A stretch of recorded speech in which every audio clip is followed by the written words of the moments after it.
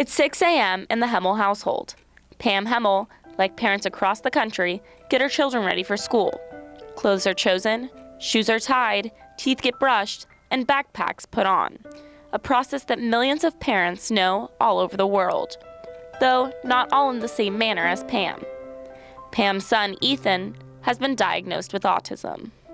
Autism is a spectrum of disorders that are neurological in nature, but can be diagnosed by deficits in the social area, the communication area, and the behavioral area. So if a child meets any of those criteria, then they can be diagnosed on the autism spectrum disorder, or with a autism spectrum disorder. But that can mean that there are deficits in all three areas, and can also be related to deficits in cognitive functioning. So it's really wide and just really individual as to how the child is affected and how they function day to day. Ethan is my son and was diagnosed with autism right before his second birthday. Too big for And I guess we thought that if we stay on it, get a lot of ABA services, therapies, that it would all be helpful. But and it is helpful for some kiddos, but just Ethan was not that fortunate. Autism is found in people of all races, backgrounds, and socioeconomic classes, with 1 in every 50 children being diagnosed in 2013. The degrees of severity differ along with the struggles. There's a lot of hardships involved with having a child with autism. And again, there's a huge spectrum. You can have just sort of an odd kid, or you can have a ravaging animal on your hands. And I guess we deal with both scenarios at different times and different places. Oh, where do I start? I mean, you start from not knowing what it is to kind of having an idea of what it is through your own research, because the doctors don't just lay it out. They say, well, we're giving her a PDD diagnosis, which ranges from these. It's an umbrella. Does this mean autism?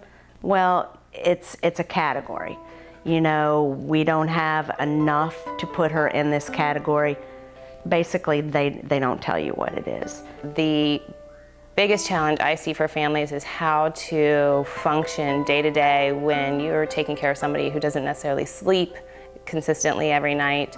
Like I said, maybe has communication problems, may have delayed toileting issues, and then being able to go out into the community like you and I would just run to Publix, being able to just run to the grocery store and it not be a really big stressor, because if they can't have the cookie, they're gonna have a 30-minute tantrum and the entire store is gonna be looking at you, or if it's really loud and there are some sensory aspects that are very frightening to them or what have you. And so you find families going to the store at 12 o'clock at night because they had to wait for their significant other to get home to watch the kids so they can just go grocery shopping.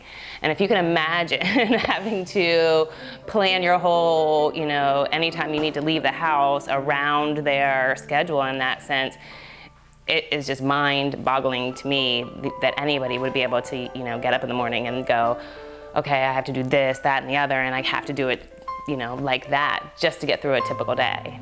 Earlier, when Ethan was younger, he didn't sleep really very well at all. So,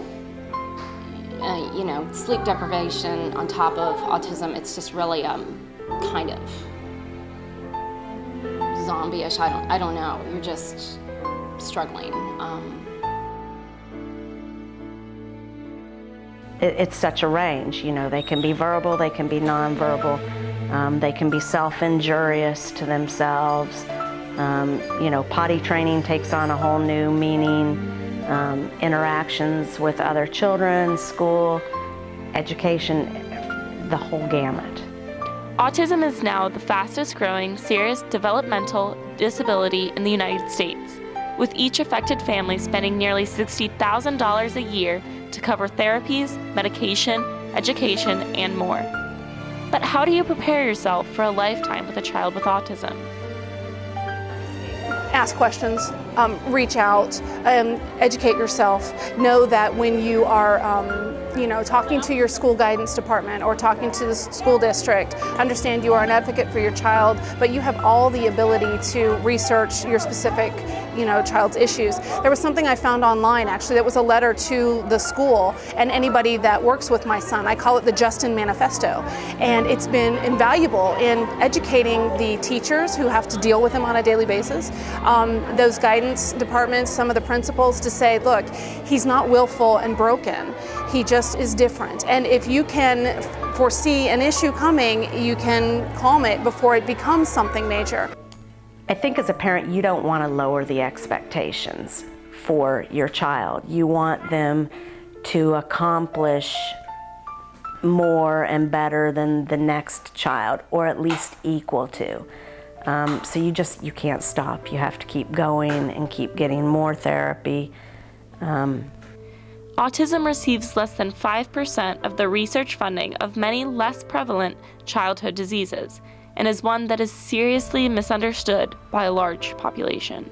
Everybody needs to take a hard look at what it would mean to take care of somebody with these difficulties, and from that point on be very humbled to know that they would have a very difficult time doing it. Only really special people are able to take care of a child with autism, and you understand that they may not have any control over what's happening at the grocery store, and they just need some milk. The wisest thing he ever said to me was, will I ever be cured of this? And I said, I don't think so. And he said, I hope not, because it makes me who I am. And I cried. I thought that's brilliant. As a population, it is our responsibility to help children like Katie, like Ethan, and like the nearly 100,000 other children in the United States with autism. With proper research, funding, and development, we can tackle this disorder. So show your support and spread the awareness. Because with help, there's hope.